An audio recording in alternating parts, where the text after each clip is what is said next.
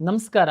ಕರ್ನಾಟಕ ಪರೀಕ್ಷಾ ಪ್ರಾಧಿಕಾರದ ವತಿಯಿಂದ ವಿವಿಧ ವೃತ್ತಿಪರ ಕೋರ್ಸುಗಳ ಸೀಟು ಹಂಚಿಕೆಗೆ ಸಂಬಂಧಪಟ್ಟಂತೆ ಈಗಾಗಲೇ ಎಲ್ಲ ಸಿದ್ಧತೆಗಳನ್ನು ನಾವು ಮಾಡಿಕೊಳ್ತಾ ಇದ್ದೀವಿ. ಈಗಾಗಲೇ ತಮಗೆ ಈ ಹಿಂದಿನ ಅಧಿಕೃತವಾಗಿ ನಾವು ಪ್ರಾಧಿಕಾರದ ವತಿಯಿಂದ ನೀಡಿದಂಥ ವಿಡಿಯೋದಲ್ಲಿ ಇಂಜಿನಿಯರಿಂಗಿಗೆ ಸಂಬಂಧಪಟ್ಟಂತೆ ಯಾವ ರೀತಿ ನಾವು ಸೀಟನ್ನು ಹಂಚಿಕೆ ಮಾಡ್ತೀವಿ, ಅಂದರೆ ಯಾವ್ಯಾವ ಕಾಲೇಜಲ್ಲಿ ಎಷ್ಟೆಷ್ಟು ಸೀಟ್ಗಳು ನಮ್ಮ ಪ್ರಾಧಿಕಾರದಿಂದ ಹಂಚಿಕೆ ಆಗುತ್ತೆ, ಯಾವ್ಯಾವ ಸೀಟಿಗೆ ಏನೇನು ಶುಲ್ಕವನ್ನು ಸರ್ಕಾರ ನಿಗದಿಪಡಿಸಿದೆ ಇತ್ಯಾದಿಯಾಗಿ ನಾವು ಒಂದು ವಿಡಿಯೋವನ್ನು ಮಾಡಿ ತಮ್ಮ ವಿದ್ಯಾರ್ಥಿಗಳಿಗೆ ಶೇರ್ ಮಾಡಿದ್ವಿ. ತಮಗೆ ಅದು ಉಪಯೋಗ ಆಗಿದೆ ಅಂತ ನಾನು ಭಾವಿಸ್ತೀನಿ. ಸಾಕಷ್ಟು ಪೋಷಕರು ಮತ್ತು ವಿದ್ಯಾರ್ಥಿಗಳು ವೈದ್ಯಕೀಯ ಸೀಟುಗಳ ಹಂಚಿಕೆ ಬಗ್ಗೆ ಸಹ ಒಂದು ಮಾಹಿತಿಯನ್ನು ನೀಡಬೇಕು ಅಂತ ನಮಗೆ ವಿನಂತಿಯನ್ನು ಮಾಡಿಕೊಂಡಿದ್ದರು. ನಾನು ಈ ಹಿಂದೆ ಸಹ ಹೇಳಿದ್ದೆ, ಬೇರೆ ಬೇರೆ ಕೋರ್ಸನ್ನು ಬೇರೆ ಬೇರೆ ಹಂತದಲ್ಲಿ ನಾವು ವಿಡಿಯೋ ಮಾಡಿ ಬಿಡುಗಡೆ ಮಾಡ್ತೀವಿ ಅಂತೇಳಿ. ತಮಗೆಲ್ಲ ಗೊತ್ತಿರುವಂತೆ ವೈದ್ಯಕೀಯ, ದಂತವೈದ್ಯಕೀಯ ಹಾಗೂ ಆಯುಷ್ ಈ 3 ಕೋರ್ಸ್ಗಳಿಗೆ ಸಂಬಂಧಪಟ್ಟಂತೆ ನೀಟು ಪರೀಕ್ಷೆ ಅಂಕಗಳ ಆಧಾರದ ಮೇಲೆ ಸೀಟು ಹಂಚಿಕೆ ಆಗುತ್ತೆ. ನೀವೆಲ್ಲ ನೀಟ್ ಪರೀಕ್ಷೆಯನ್ನು ಬರೆದಿದ್ದೀರಾ, ಇಲ್ಲಿವರೆಗೆ ನೀಟ್ ರಿಸಲ್ಟ್ ಬಂದಿಲ್ಲ. ಇವತ್ತಿನ ವಿಡಿಯೋದ್ದು ವಿಶೇಷ ಏನಂತಂದರೆ, ಕರ್ನಾಟಕ ರಾಜ್ಯದಲ್ಲಿ ಎಷ್ಟು ಮೆಡಿಕಲ್ ಕಾಲೇಜುಗಳಿದೆ, ಎಷ್ಟು ಡೆಂಟಲ್ ಕಾಲೇಜುಗಳಿದೆ, ಈ ಎಲ್ಲ ಕಾಲೇಜುಗಳಿಗೆ ಯಾವ ರೀತಿ ನಾವು ಸೀಟನ್ನು ಹಂಚಿಕೆ ಮಾಡ್ತೀವಿ, ಏನು ಫೀಸು ಸ್ಟ್ರಕ್ಚರ್ ಇರುತ್ತೆ, ಯಾವ ರೀತಿ ಕೌನ್ಸಿಲಿಂಗ್ ಪ್ರಕ್ರಿಯೆ ಆಗುತ್ತೆ ಅನ್ನುವಂಥದ್ದಕ್ಕೆ ತಮಗೆ ಸಾಕಷ್ಟು ಕೌನ್ಸಿಲರ್ಗಳು, ಮೆಂಟರ್ಸ್ಗಳು ಯೂಟ್ಯೂಬ್ ವಿಡಿಯೋಗಳನ್ನೆಲ್ಲ ತಾವು ನೋಡಿದ್ದೀರ.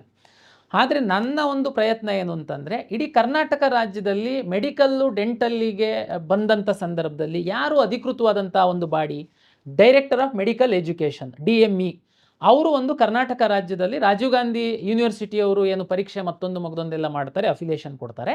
ಈ ಸೀಟು ಹಂಚಿಕೆ ಮಾಡುವಂಥದ್ದು, ಈ ಎಲ್ಲ ಒಂದು ಸೀಟ್ ಮ್ಯಾಟ್ರಿಕ್ಸ್ ಕೊಡುವಂಥ ಎಲ್ಲ ಪ್ರಕ್ರಿಯೆಯಲ್ಲಿ ಒಂದು ಬಾಡಿ ಅಂತಂದರೆ DME ಅವರು ಆಗ್ತಾರೆ. ಮೆಡಿಕಲ್ ಎಜುಕೇಷನ್ನ ಅನುಮತಿ ಮೇಲೆ ಅವ್ರು ಕೆಲಸ ಮಾಡ್ತಿರ್ತಾರೆ. ಅದಕ್ಕೆ ನಾನಿವತ್ತು ಮೆಡಿಕಲ್ಲು ಮತ್ತು ಡೆಂಟಲ್ಲು ಸೀಟು ಹಂಚಿಕೆ, ಕಾಲೇಜು ಮತ್ತು ಫೀಸಿನ ಮಾಹಿತಿ ಕುರಿತು ತಮಗೆ ವಿವರಣೆಯನ್ನು ನೀಡುವಂಥದ್ದಕ್ಕೆ ಡೈರೆಕ್ಟರ್ ಆಫ್ ಮೆಡಿಕಲ್ ಎಜುಕೇಷನ್ ಇಲಾಖೆಯಲ್ಲಿ ಉಪನಿರ್ದೇಶಕರಾಗಿರುವಂತಹ, ಈ ಎಲ್ಲ ಪ್ರಕ್ರಿಯೆಗಳಲ್ಲಿ ಭಾಗಿಯಾಗಿರುವಂತಹ ಶ್ರೀನಿವಾಸ್ ಮೂರ್ತಿ ಅವರನ್ನು ನಾವು ಇವತ್ತು ನಮ್ಮ ಸ್ಟುಡಿಯೋಕ್ಕೆ ಕರೆಸಿದ್ದೀವಿ. ಅಂದರೆ ಇದು ಅಧಿಕೃತ ಮಾಹಿತಿ, ಅಂದರೆ ಇಲಾಖೆಯವರು ವಿದ್ಯಾರ್ಥಿಗಳಿಗೆ ಮತ್ತು ಪೋಷಕರಿಗೆ ಮೆಡಿಕಲ್ಲು ಮತ್ತು ಡೆಂಟಲ್ಲಿಗೆ ಸಂಬಂಧಪಟ್ಟಂತಹ ಮಾಹಿತಿಯನ್ನು ಅಧಿಕೃತವಾಗಿ ತಮಗೆ ನೀಡ್ತಾರೆ. ತಾವು ದಯಮಾಡಿ ಆ ಮಾಹಿತಿಯನ್ನು ತಾವು ಕೇಳಿ, ತಮಗೆ ಮತ್ತು ಯಾವುದಾದ್ರೂ ಅನುಮಾನಗಳು ಬಂತು ಅಂತಂದರೆ ನಾವು ಮುಂದಿನ ದಿನಗಳಲ್ಲಿ ನಾವು ತಮಗೆ ಕಳಿಸ್ತೀವಿ. ತಾವು ಮೇಯ್ಲು ಏನಾದರೂ ನಮಗೆ ಮಾಡಿದರೆ ಸಹ ನಾವು ಅದನ್ನು ತಮಗೆ ಸರಿಯಾದ ಮಾಹಿತಿ ಕೊಡುವಂತಹ ಪ್ರಯತ್ನವನ್ನು ನಾವು ಮಾಡ್ತೀವಿ. ಎಲ್ಲರಿಗೂ ನಮಸ್ಕಾರ. ನಾನು ಡಾಕ್ಟರ್ ಶ್ರೀನಿವಾಸ್ ಮೂರ್ತಿ, ಉಪನಿರ್ದೇಶಕರು, ವೈದ್ಯಕೀಯ ಶಿಕ್ಷಣ ನಿರ್ದೇಶನಾಲಯ. ಇವತ್ತು ವೈದ್ಯಕೀಯ ಶಿಕ್ಷಣ ಇಲಾಖೆ ಹಾಗೂ ಕರ್ನಾಟಕ ಪರೀಕ್ಷಾ ಪ್ರಾಧಿಕಾರದ ವತಿಯಿಂದ ಬಹಳಷ್ಟು ಪೋಷಕರಲ್ಲಿ ಮತ್ತು ವಿದ್ಯಾರ್ಥಿಗಳಲ್ಲಿ ಕೆಲವೊಂದು ಗೊಂದಲಗಳು, ಪ್ರಶ್ನೆಗಳು, ಹೇಗೆ ಇದನ್ನು ಕೌನ್ಸಿಲಿಂಗ್ ಪ್ರಕ್ರಿಯೆಯನ್ನು ನಾವು ಭಾಗವಹಿಸಬೇಕು, ಅದರ ಕುರಿತಾಗಿ ಮಾಹಿತಿ ಎಲ್ಲಿ ದೊರೆಯುತ್ತದೆ ಎಂಬಿತ್ಯಾದಿ ಕ್ವಶನ್ಗಳು.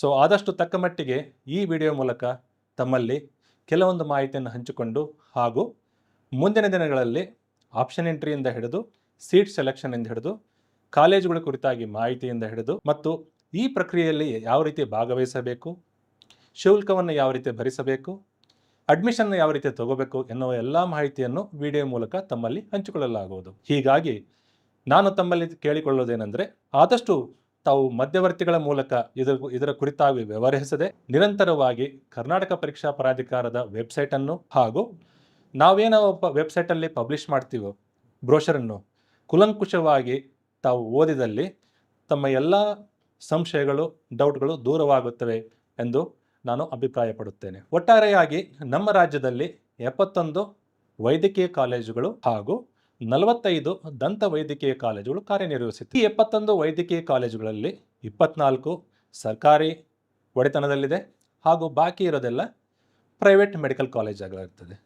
ಹಾಗೆ 45 ಏನು ದಂತ ವೈದ್ಯಕೀಯ ಕಾಲೇಜುಗಳಿದ್ದಾವೆ, ಅದರಲ್ಲಿ 3 ಕಾಲೇಜುಗಳು ಸರ್ಕಾರಿ ಕಾಲೇಜುಗಳಾಗಿವೆ ಹಾಗೂ ಬಾಕಿ ಇರೋ ಕಾಲೇಜುಗಳೆಲ್ಲ ಪ್ರೈವೇಟ್ ಡೆಂಟಲ್ ಕಾಲೇಜಸ್. ಇವತ್ತೇನು ನಾನು ತಮ್ಮಲ್ಲಿ ಮಾಹಿತಿಯನ್ನು ಹಂಚಿಕೊಳ್ಳಲು ಬಯಸುತ್ತೇನೆಂದರೆ, ಭಾಳಷ್ಟು ತಮ್ಮಲ್ಲಿ ಈಗ ಈ ಪರೀಕ್ಷೆ ಬರೆದಾಗಿದೆ, ಫಲಿತಾಂಶ ಯಾವಾಗ ಬರಬಹುದು, ಬಂದ ನಂತರ ನಾವು ಏನು ಮಾಡಬೇಕು, ಯಾವ ರೀತಿ ನಾವು ಮುಂದುವರಿಬೇಕು ಎನ್ನುವ ತಮ್ಮ ಆತಂಕ ಅಥವಾ ಕುತೂಹಲ ಒಂದು ಇರುತ್ತೆ. ಈ ಫಲಿತಾಂಶವೇನಾದರೂ ಪ್ರಕಟವಾದ ನಂತರ ಮೆಡಿಕಲ್ ಕೌನ್ಸಿಲಿಂಗ್ ಕಮಿಟಿ ಅವರು ಪ್ರಸ್ತುತಪಡಿಸುವ ಅಥವಾ ಅವರು ಹೊರಡಿಸುವ ಟೈಮ್ ಶೆಡ್ಯೂಲ್, ಅದರ ಪ್ರಕಾರ ಕಾರ್ಯನಿರ್ವಹಿಸುತ್ತೇವೆ. ಆಲ್ ಇಂಡಿಯಾ ಕೋಟಾ ಸೀಟುಗಳಿಗೆ ಹಾಗೂ ಡೀಮ್ಡ್ ಯೂನಿವರ್ಸಿಟಿ ಕೋಟಾ ಸೀಟುಗಳಿಗೆ ಮೆಡಿಕಲ್ ಕೌನ್ಸಿಲಿಂಗ್ ಕಮಿಟಿ ವತಿಯಿಂದ ಕೌನ್ಸಿಲಿಂಗ್ ನಡೆಸಲಾಗುತ್ತದೆ. ಹಾಗೂ ಕರ್ನಾಟಕ ಸರ್ಕಾರದ ಕೋಟಾ ಸೀಟುಗಳಿಗೆ ಕರ್ನಾಟಕ ಸರ್ಕಾರ ಪರವಾಗಿ ಕಾರ್ಯನಿರ್ವಹಿಸುತ್ತಿರುವ ಕರ್ನಾಟಕ ಪರೀಕ್ಷಾ ಪ್ರಾಧಿಕಾರದ ವತಿಯಿಂದ ಸೀಟು ಹಂಚಿಕೆ ಮಾಡಲಾಗುತ್ತದೆ. ಈ 2 ಸೀಟು ಹಂಚಿಕೆಯು ನಮ್ಮ ಮೆಡಿಕಲ್ ಕೌನ್ಸಿಲಿಂಗ್ ಕಮಿಟಿಗೆ ಏನು ಟೈಮ್ ಶೆಡ್ಯೂಲ್ ಇಶ್ಯೂ ಮಾಡ್ತಾರೆ ಅದರ ಮೇಲೆಯೇ ಅವಲಂಬಿತರಾಗುತ್ತೆ. ಆಲ್ ಇಂಡಿಯಾ ಕೋಟಾ ಸೀಟುಗಳಿಗೆ ಸೀಟು ಹಂಚಿಕೆ ಆದ 1 ವಾರ ಅಥವಾ 10 ದಿನಗಳ ನಂತರ ನಮ್ಮ ಕರ್ನಾಟಕ ಪರೀಕ್ಷಾ ಪ್ರಾಧಿಕಾರದ ಕೌನ್ಸಿಲಿಂಗ್ ಪ್ರಕ್ರಿಯೆ ಶುರು ಆಗುತ್ತದೆ. ಮಾನ್ಯ ಸರ್ವೋಚ್ಚ ನ್ಯಾಯಾಲಯವು ಅದರಲ್ಲಿ ಹೊರಡಿಸಿರುವ ಆದೇಶದಂತೆ ಈ ಕೌನ್ಸಿಲಿಂಗ್ ಪ್ರಕ್ರಿಯೆಯು 4 ಸುತ್ತುಗಳಲ್ಲಿ ನಡೆಯುತ್ತದೆ. ಮೊದಲನೇ ಸುತ್ತು, 2ನೇ ಸುತ್ತು, 3ನೇ ಸುತ್ತು ಅಥವಾ ಮಾಪಪ್ ರೌಂಡ್, 4ನೇ ಸುತ್ತು ಅದು ಸ್ಟ್ರೇ ವೇಕೆನ್ಸಿ ರೌಂಡ್. ಸೊ ಈ 4 ಸುತ್ತುಗಳು ಮೆಡಿಕಲ್ ಕೌನ್ಸಿಲಿಂಗ್ ಕಮಿಟಿ ಮತ್ತು ಕರ್ನಾಟಕ ಪರೀಕ್ಷಾ ಪ್ರಾಧಿಕಾರದ್ದು ಪ್ಯಾರಲಲ್ ಆಗಿ, ಅಂದರೆ ಮೆಡಿಕಲ್ ಕೌನ್ಸಿಲಿಂಗ್ ಕಮಿಟಿ ವತಿಯಿಂದ 1 ವಾರದ ಅಂತರದಲ್ಲಿ ನಮ್ಮದು ಫಸ್ಟ್ ರೌಂಡ್ ನಮ್ಮಲ್ಲಿ ಸ್ಟಾರ್ಟ್ ಆಗುತ್ತದೆ. ಹೀಗಾಗಿ ಇವೆರಡು ಓವರ್ಲ್ಯಾಪ್ ಆಗಲ್ಲ. ಅಂದರೆ ನಿಮ್ಗೇನಾದರೂ ಆಲ್ ಇಂಡಿಯಾ ಕೋಟಾದಲ್ಲಿ ಭಾಗವಹಿಸಿ ಇಚ್ಛೆ ಇದ್ದು ಅಲ್ಲಿ ಏನಾದರೂ ಸೀಟ್ ದೊರೆತಲ್ಲಿ ಅಲ್ಲಿ ತಗೋಬೋದು. ಅಲ್ಲಿ ಭಾಗವಹಿಸಿ ನಿಮಗೆ ಸೀಟ್ ದೊರೆಯದೇ ಹೋದರೆ ಕರ್ನಾಟಕ ಪರೀಕ್ಷಾ ಪ್ರಾಧಿಕಾರದ ನಾವು ಪ್ರಾರಂಭಿಸುವ ಕೌನ್ಸಿಲಿಂಗಲ್ಲಿ ಭಾಗವಹಿಸಿ ಇಲ್ಲಿ ಕೂಡ ಸೀಟನ್ನು ಆಯ್ಕೆ ಮಾಡಲು ತಮಗೆ ಅವಕಾಶ ಇರುತ್ತದೆ. ಸೊ ಈ ಕುರಿತಾಗಿ ತಮ್ಮಲ್ಲಿ ಯಾವುದೇ ಗೊಂದಲ ಬೇಡ. ನಾನು ತಮ್ಮಲ್ಲಿ ಕೇಳಿಕೊಳ್ಳೋದೇನೆಂದರೆ, ತಾವು ನಿರಂತರವಾಗಿ ಮೆಡಿಕಲ್ ಕೌನ್ಸಿಲಿಂಗ್ ಕಮಿಟಿ ವತಿಯಿಂದ ಏನು ಪಬ್ಲಿಷ್ ಮಾಡ್ತಾರೆ ಬ್ರೋಷರು ಅಥವಾ ಟೈಮ್ ಶೆಡ್ಯೂಲ್ ಅದನ್ನು ನೋಡ್ತಾ ಇರಬೇಕು.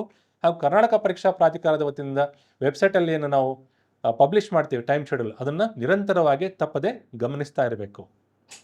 ಹಾಗೂ ಈ 4 ಸುತ್ತುಗಳು first round, second round, third round, fourth round ಇದು ಯಾವ ರೀತಿಯಾಗಿ ನಡೆಯುತ್ತದೆ ಅಂತೇಳಿ ನಾವು ಬ್ರೋಷರಲ್ಲಿ ಸಂಪೂರ್ಣ ಮಾಹಿತಿಯನ್ನು ನೀಡಿರುತ್ತೇವೆ. ಹಾಗೂ ನಾವು ಇದರಲ್ಲಿ ಪಾಲಿಸಬೇಕಾದ ನಿಯಮಗಳೇನಿದೆ, ಯಾವ ರೀತಿ ಅಪ್ಲೈ ಮಾಡಬೇಕು, ಯಾವ ರೀತಿ ಆಪ್ಷನ್ ಎಂಟ್ರಿ ಹಾಕಬೇಕು, ಯಾವ ರೀತಿ ಸೀಟ್ ಸೆಲೆಕ್ಷನ್ ಆದ ತಕ್ಷಣ ಕಾಲೇಜು ಹೋಗಿ ಜಾಯ್ನ್ ಆಗಬೇಕು, ಫೀಸ್ ಅನ್ನು ಕರ್ನಾಟಕ ಪರೀಕ್ಷಾ ಪ್ರಾಧಿಕಾರದಲ್ಲೇ ತಾವು ಭರಿಸಬೇಕಾಗಿರೋದ್ರಿಂದ ಅದನ್ನು ಕೂಡ ತಾವು ಮಾಹಿತಿಯನ್ನು ತಮಗೆ ಸಂಪೂರ್ಣವಾಗಿ ನೀಡಲಾಗುತ್ತದೆ.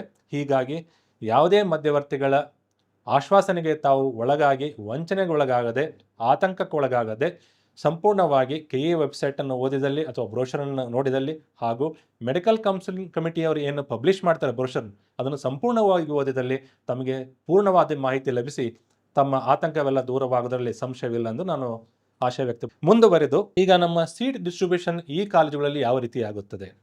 ಈಗ ನಾವು ಸರ್ಕಾರಿ ವೈದ್ಯಕೀಯ ಕಾಲೇಜುಗಳನ್ನು ನೋಡಿದಲ್ಲಿ 15% ಸೀಟುಗಳನ್ನು ನಾವು ಆಲ್ ಇಂಡಿಯಾ ಕೋಟಾ ಮೂಲಕ ಅದು MCCನೇ ಫಿಲಪ್ ಮಾಡುತ್ತೆ. ಹಾಗೂ ಉಳಿದ 85% ಸೀಟುಗಳನ್ನು ನಮ್ಮ ಕರ್ನಾಟಕ ಪರೀಕ್ಷಾ ಪ್ರಾಧಿಕಾರದ ವತಿಯಿಂದ ನಾವು ಭರ್ತಿ ಮಾಡುತ್ತೇವೆ. ನೀವು ಪ್ರೈವೇಟ್ ಕಾಲೇಜುಗಳಿಗೆ ಬಂದಲ್ಲಿ ಪ್ರೈವೇಟ್ ಕಾಲೇಜಿನವರು ಒಂದು 40% ಸೀಟುಗಳನ್ನು ಅಥವಾ ಮೈನಾರಿಟಿ ಕಾಲೇಜ್ ಆದರೆ 20-25% ಸೀಟುಗಳನ್ನು ಅವರು ಸರ್ಕಾರಕ್ಕೆ ಬಿಟ್ಟುಕೊಡುತ್ತಾರೆ. ಬಾಕಿ ಒಂದು 70-65% ಸೀಟುಗಳನ್ನು ಅವರು ಪ್ರೈವೇಟ್ ಕೋಟಾ ಸೀಟುಗಳಾಗಿ ಪರಿವರ್ತಿಸಿ NRI ಕೋಟಾ ಹಾಗೂ ಮ್ಯಾನೇಜ್ಮೆಂಟ್ ಕೋಟಾಗಳಿಗೆ ಪರಿವರ್ತಿಸಿ ಅದರ ಅಡಿಯಲ್ಲಿ ತುಂಬಲಾಗುತ್ತದೆ. ಹಾಗೂ ನಮ್ಮ ಮಾನ್ಯ ಸರ್ವೋಚ್ಚ ನ್ಯಾಯಾಲಯದ ಆದೇಶದಂತೆ ಈ ಎಲ್ಲ 4 ಸುತ್ತುಗಳು ಆನ್ಲೈನ್ ಮೂಲಕ ನಡೆಸಲಾಗುತ್ತದೆ.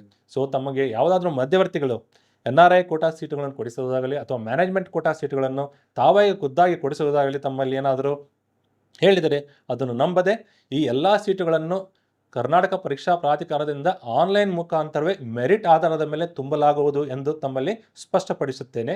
ಹಾಗೂ ಈ ಕುರಿತಾಗಿ ನಾವೇನು ಕಾಲಕಾಲಕ್ಕೆ ಪ್ರತಿ ರೌಂಡಿಗೆ ಏನು ನಾವು ಪಬ್ಲಿಷ್ ಮಾಡ್ತೀವಿ ನೋಟಿಫಿಕೇಶನ್ ಮತ್ತು ನಿಯಮಗಳನ್ನೇನು ನಾವು ತಮ್ಮಲ್ಲಿ ತಿಳಿಸ್ತೇವೆ ಅದನ್ನು ಪಾಲನೆ ಮಾಡಿದಲ್ಲಿ ತಮಗೆ ಯಾವುದೇ ಆತಂಕವಿಲ್ಲದೆ ಈ ಪ್ರಕ್ರಿಯೆಯಲ್ಲೇ ಭಾಗವಹಿಸಿ ತಮಗೆ ಇಚ್ಛೆಗೆ ತಮ್ಮ ಮೆರಿಟ್ಗೆ ಅನುಗುಣವಾಗಿ ತಮ್ಮ ಇಚ್ಛೆಗೆ ಅನುಗುಣವಾಗಿ, ಯಾಕಂದರೆ ಆಪ್ಷನ್ ಎಂಟ್ರಿ ಅಂತ ನಾವು ಹೇಳೋದೇ ಅದಕ್ಕೆ ನಿಮ್ಗೆ ಯಾವ ಕಾಲೇಜು ಬೇಕೋ ಅದನ್ನು ಫಸ್ಟ್ ಪ್ರಿಫರೆನ್ಸು, ಅದು ದೊರಕದೆ ಹೋದರೆ ಯಾವ ಕಾಲೇಜ್ ಬೇಕೋ ಅದನ್ನು ಸೆಕೆಂಡ್ ಪ್ರಿಫರೆನ್ಸು, ಈ ಥರ ನಿಮಗೆ ಆಪ್ಷನ್ ಎಂಟ್ರಿ ಮಾಡೋಕ್ಕೆ ಅವಕಾಶ ಇರುತ್ತದೆ. ಆ ಆಪ್ಷನ್ ಎಂಟ್ರಿ ಮೂಲಕ ತಮಗೆ ಯಾವುದೇ ಕಾಲೇಜ್ ಇಷ್ಟನೋ ಅದನ್ನು ಆಯ್ಕೆ ಮಾಡಿ ತಮ್ಮ ಮೆರಿಟ್ ಆಧಾರದ ಮೇಲೆ ಸೀಟ್ ದೊರೆತಲ್ಲಿ ತಾವು ಪ್ರವೇಶಾತಿಯನ್ನು ಪಡೆಯಬಹುದಾಗಿರುತ್ತದೆ. ಮುಂದುವರೆದು ಈ ಕರ್ನಾಟಕ ಪರೀಕ್ಷಾ ಪ್ರಾಧಿಕಾರದಿಂದ ಒಂದು ಮಹತ್ತರವಾದ ಕೆಲಸವನ್ನು ಅವರು ಕೈಗೊಂಡಿದ್ದಾರೆ. ಅದೇನೆಂದರೆ ನಮ್ಮ ಕರ್ನಾಟಕ ಪರೀಕ್ಷಾ ಪ್ರಾಧಿಕಾರದ ವೆಬ್ಸೈಟಲ್ಲಿ ಎಲ್ಲ ಕಾಲೇಜುಗಳ ಕುರಿತಾಗಿ ಮಾಹಿತಿಯನ್ನು ಹಂಚಿಕೊಳ್ಳಲಾಗಿದೆ. ಆ ಕಾಲೇಜಲ್ಲಿ ಇರುವ ಸೌಲಭ್ಯಗಳು, ಆ ಕಾಲೇಜಿನಲ್ಲಿರುವ ಸಂಪೂರ್ಣ ಮಾನವ ಸಂಪನ್ಮೂಲವಾಗಲಿ ಅಥವಾ ಇನ್ಫ್ರಾಸ್ಟ್ರಕ್ಚರ್ ಆಗಲಿ ಅದರ ಫೋಟೋ ಸಹಿತ ಎಲ್ಲ ಮಾಹಿತಿಯು ಕರ್ನಾಟಕ ಪರೀಕ್ಷಾ ಪ್ರಾಧಿಕಾರದ ವೆಬ್ಸೈಟ್ನಲ್ಲಿ ಲಭ್ಯ ಇರೋದರಿಂದ ತಾವು ವೆಬ್ಸೈಟನ್ನು ಸರಿಯಾಗಿ ನೋಡಿ ತಮ್ಮ ಇಚ್ಛೆಗೆ ಅನುಗುಣವಾಗಿ ಕಾಲೇಜನ್ನು ಆಯ್ಕೆ ಮಾಡಲು ತಾವು ಸಂಪೂರ್ಣ ಸ್ವತಂತ್ರರಾಗಿರುತ್ತೀರಿ. ಶ್ರೀನಿವಾಸ್ ಮೂರ್ತಿಯವರು ತಮಗೆಲ್ಲ ಈಗಾಗಲೇ ಡೆಂಟಲ್ಲು ಮತ್ತು ಮೆಡಿಕಲ್ ಸೀಟು ಎಷ್ಟಿರುತ್ತೆ, ಯಾವ ಶೇರಿಂಗ್ ಇರುತ್ತೆ, ನಾವು ಏನು ಅಲಾಟ್ ಮಾಡ್ತೀವಿ ಮತ್ತು MCC ಅವರು ಏನು ಸೀಟ್ಗಳನ್ನು ಅಲಾಟ್ ಮಾಡ್ತಾರೆ, ಮತ್ತು ಫೀಸು ಯಾವ ರೀತಿ ಇರುತ್ತೆ, ಎಷ್ಟು ರೌಂಡಲ್ಲಿ ಸೀಟನ್ನು ಹಂಚಿಕೆ ಮಾಡ್ತಾರೆ ಅಂತನ್ನುವಂಥದ್ದನ್ನು ಶ್ರೀನಿವಾಸ್ ಮೂರ್ತಿಯವರು ಅಧಿಕೃತವಾಗಿ ಉಪನಿರ್ದೇಶಕರು DME ಅವರು ತಮಗೆ ತಿಳಿಸ್ಕೊಟ್ಟಿದ್ದಾರೆ. ನಾನು ಪೋಷಕರಿಗೆ ಮತ್ತು ವಿದ್ಯಾರ್ಥಿಗಳಿಗೆ ಅಂತಿಮವಾಗಿ ನಾನು ಏನು ಹೇಳಲಿಕ್ಕೆ ಇಚ್ಛೆ ಪಡ್ತೀನಿ ಅಂತಂದರೆ, 100% ಸೀಟ್ಗಳು ಕರ್ನಾಟಕ ಪರೀಕ್ಷಾ ಪ್ರಾಧಿಕಾರದ ಮುಖಾಂತರವೇ ಹಂಚಿಕೆ ಆಗುತ್ತೆ. ದಯಮಾಡಿ ಅರ್ಥ ಮಾಡ್ಕೊಳ್ಳಿ. ಸೀಟು ಶೇರಿಂಗನ್ನು ಏನು ಎಕ್ಸ್ಪ್ಲೈನ್ ಮಾಡಿದ್ದಾರೆ, ಅದರಲ್ಲಿ ಸರ್ಕಾರ 3 ಥರದ ಸೀಟ್ಗಳಿಗೆ ಫೀಸನ್ನು ನಿಗದಿಪಡಿಸುತ್ತೆ. ತಾವು ಈಗಾಗಲೇ ಅವರೊಂದು ಏನು ಟೇಬಲ್ ಹಾಕಿದ್ರು ಅದರಲ್ಲಿ ತಾವು ನೋಡಿದ್ದೀರಾ. ಮ್ಯಾನೇಜ್ಮೆಂಟು ಮತ್ತು NRIಗೆ ಏನು ಸೀಟ್ಗಳು ನಿಗದಿಪಡಿಸಿದೆ ಸರ್ಕಾರ, ಆ 2 ಕೆಟಗರಿ ಸೀಟ್ಗಳಿಗೆ ಮ್ಯಾನೇಜ್ಮೆಂಟ್ ಅವರು ಫೀಸನ್ನು ನಿಗದಿಪಡಿಸುವಂತಹ ಅಧಿಕಾರವನ್ನು ಮೆಡಿಕಲ್ ಕಾಲೇಜವರು ಹೊಂದಿದ್ದಾರೆ. ಆದರೆ ನೇರವಾಗಿ ಅಡ್ಮಿಷನ್ ಮಾಡಿಕೊಳ್ಳುವಂಥ ಅಧಿಕಾರವನ್ನು ಅವರು ಹೊಂದಿಲ್ಲ. ದಯಮಾಡಿ ಅರ್ಥ ಮಾಡ್ಕೊಳ್ಳಿ. ಸುಪ್ರೀಂ ಕೋರ್ಟ್ ಆದೇಶ ಮತ್ತು ಸರ್ಕಾರದ ಒಂದು ಆದೇಶದಂತೆ 100% ಸೀಟ್ಗಳು ಕರ್ನಾಟಕ ಪರೀಕ್ಷಾ ಪ್ರಾಧಿಕಾರದ ಮುಖಾಂತರವೇ ಹಂಚಿಕೆ ಆಗುವಂಥದ್ದು. ಈಗ ನನಗೆ ಯಾಕೆ ಇದನ್ನು ನಾನು ನಿಮಗೆ ವಿಶೇಷವಾಗಿ ಒತ್ತು ಕೊಟ್ಟು ಹೇಳೋ ಪ್ರಯತ್ನ ಮಾಡ್ತಾ ಇದ್ದೀನಿ ಅಂತಂದರೆ, ಸಾಕಷ್ಟು ಪೋಷಕರು ಈಗಾಗಲೇ ತಾವು ಮೆಡಿಕಲ್ ಕಾಲೇಜ್ಗಳಿಗೆ ಓಡಾಡಲಿಕ್ಕೆ ಶುರು ಮಾಡಿದ್ದೀರಾ. ಮ್ಯಾನೇಜ್ಮೆಂಟ್ ಸೀಟ್ಗಳಿಗೆ ನಮಗೆ ಅಡ್ಮಿಷನ್ ಕೊಟ್ಬಿಡಿ, ನಾವು ದುಡ್ಡು ಕೊಟ್ಬಿಡ್ತೀವಿ ಅಂತ. ನಿಮಗೆ ಕೆಲವರು ಫೋನ್ ಮಾಡಿ ನಾವು ನಿಮಗೆ ಮ್ಯಾನೇಜ್ಮೆಂಟ್ ಸೀಟ್ ಕೊಡಿಸ್ತೀವಿ, ಬನ್ನಿ ಮಾತಾಡೋಣ ಅಂತ ನಿಮಗೆ ಕರೀತಾ ಇದ್ದಾರೆ. ಇದೆಲ್ಲ ನಮಗೆ ಮಾಹಿತಿ ಇದೆ. ನಿಮಗೆ ಯಾವ ಕಾಲೇಜವರು ನಿಮಗೆ ಖಂಡಿತ ನೀವು ಬನ್ನಿ ನಾವು ನಿಮಗೆ ಸೀಟ್ ಕೊಡ್ತೀವಿ ಅಂತ ಯಾವ ಕಾಲೇಜವರು ಹೇಳಲ್ಲ. ಯಾಕೆಂದರೆ ಎಲ್ಲ ಕಾಲೇಜವರು ಒಂದು ಮೆಡಿಕಲ್ ಕಾಲೇಜ್ ನಡೆಸ್ತಾರೆ ಅಂತಂದರೆ ಅವರಿಗೆ ಸಂಪೂರ್ಣ ಕಾನೂನು ಜ್ಞಾನ ಇರುತ್ತೆ. ಅವರಿಗೆ ಗೊತ್ತು ಮ್ಯಾನೇಜ್ಮೆಂಟು NRIದು ಫೀಸ್ ಫಿಕ್ಸ್ ಮಾಡೋ ಅಧಿಕಾರ ಮಾತ್ರ ನಮಗಿದೆ. ಸೀಟು ನೀಟ್ ರ್ಯಾಂಕ್ ಆಧಾರದ ಮೇಲೆ ಪ್ರಾಧಿಕಾರದ ವತಿಯಿಂದನೇ ಸೀಟ್ ಹಂಚಿಕೆ ಆಗುವಂಥದ್ದು ಅಂತ. ಆದರೆ ಮಧ್ಯವರ್ತಿಗಳು ನಾವು ನಿಮಗೆ ಸೀಟ್ ಕೊಡಿಸ್ತೀವಿ, ಬನ್ನಿ ಮಾತಾಡಿ, ನಿಮಗೆ ಇಷ್ಟು ರಿಯಾಯಿತಿ ಕೊಡ್ತೀವಿ, ದಯಮಾಡಿ ನಂಬೇಡಿ. 100% ಸೀಟ್ಗಳು ಪ್ರಾಧಿಕಾರದ ವತಿಯಿಂದ ಅಲಾಟ್ ಆಗುತ್ತೆ. ಈಗ ಕೆಲವರು ಹೇಳ್ತಾರೆ, ಇಲ್ಲ ನಿಮ್ಮಲ್ಲಿ ಅಲಾಟ್ ಮಾಡ್ಕೊಳ್ತಾರೆ, ಆಮೇಲೆ ಕಾಲೇಜಿಗೆ ಹೋಗ್ಬಿಟ್ಟು ಆ ಹುಡುಗ ಅಡ್ಮಿಷನ್ ಆಗಲ್ಲ, ಆ ಸೀಟು ಕಾಲೇಜಿಗೆ ಉಳಿಯುತ್ತೆ, ಅದರಲ್ಲಿ ನನಗೆ ಕೊಡ್ತಾರಂತೆ, ನನಗೆ ಅಡ್ಜಸ್ಟ್ ಮಾಡ್ತಾರಂತೆ. ನೋ, ನಿಮಗೆ ಹೇಳ್ತೀನಿ, ಕಳೆದ ವರ್ಷ 4 ರೌಂಡನ್ನು ನಾವು ಪ್ರಾಧಿಕಾರದಿಂದ ವತಿಯಿಂದ ಮಾಡಿದ್ವಿ. 4 ರೌಂಡ್ ಅಡ್ಮಿಷನ್ ಆದಮೇಲೆ 4 ವಿದ್ಯಾರ್ಥಿಗಳು 4 ಕಾಲೇಜಲ್ಲಿ ಹೆಲ್ತ್ ಗ್ರೌಂಡ್ ಮೇಲೆ ಅವರು ಕಾಲೇಜನ್ನು ಬಿಟ್ಟು ಹೋದರು. ಅವ್ರದ್ದು ನಾವು ಫೈನ್ ಹಾಕಿ ಫೋರ್ಫಿಟ್ ಮಾಡಿದ್ವಿ ಅವ್ರದ್ದು ಫೀಸು. ಜೊತೆಗೆ ಸುಪ್ರೀಂ ಕೋರ್ಟ್ ಅವರ ನಿರ್ದೇಶನದಂತೆ ಸ್ಪೆಷಲ್ ಸ್ಟೇ ವೇಕೆನ್ಸಿ ರೌಂಡ್ ಅಂತ ಮಾಡಿದ್ವಿ ನಾವು ಕಳೆದ ವರ್ಷ. ಆವಾಗ 4 ಸೀಟನ್ನು ನಾವು ತಗೊಂಡು ನಾವು ಅಲಾಟ್ ಮಾಡಿದ್ದೀವಿ ಬೇಸ್ಡ್ ಆನ್ ರ್ಯಾಂಕ್. ಇಲ್ಲಿ ರ್ಯಾಂಕು ಬೈಪಾಸ್ ಆಗಲ್ಲ. ನಿಮ್ಮ ರ್ಯಾಂಕ್ ಏನಿದೆ, ಎಷ್ಟು ಹುಡುಗರು ಭಾಗವಹಿಸಿದ್ದಾರೆ. ನಿಮಗೆ ಸಿಂಪಲ್ಲಾಗಿ ಹೇಳೋದಾದರೆ, ವಿಶೇಷವಾಗಿ ನಮ್ಮ ಗ್ರಾಮೀಣ ಭಾಗದ ಪೋಷಕರಿಗೆ, ನಿಮ್ಮ ಹತ್ರ ಹಣ ಇದೆ, ನೀವು ಮ್ಯಾನೇಜ್ಮೆಂಟ್ ಕಳ್ಸೋದಕ್ಕೇ ಇದ್ದೀರಾ, ನಿಮ್ಮ ಮಗುದು ರ್ಯಾಂಕು ಕಡಿಮೆ ಇದೆ. ಈಗ ಉದಾಹರಣೆಗೆ ಒಂದು 10 ಮ್ಯಾನೇಜ್ಮೆಂಟ್ ಸೀಟ್ ಇದೆ, 100 ವಿದ್ಯಾರ್ಥಿಗಳು ಹಣ ಕೊಟ್ಟು ಆ ಮ್ಯಾನೇಜ್ಮೆಂಟ್ ಸೀಟಿಗೆ ಹೋಗೋದಕ್ಕೆ ರೆಡಿ ಇದ್ದಾರೆ. ಆದರೆ 10 ಸೀಟ್ ಇದೆ, 100 ವಿದ್ಯಾರ್ಥಿಗಳು ಯಾರು ನಮ್ಮ ಕೌನ್ಸಿಲಿಂಗಲ್ಲಿ ಭಾಗವಹಿಸಿರ್ತಾರೆ ಎಲ್ಲರೂ ದುಡ್ಡು ಕೊಡೋದಕ್ಕೇ ಭಾಗವಹಿಸಿರ್ತಾರೆ.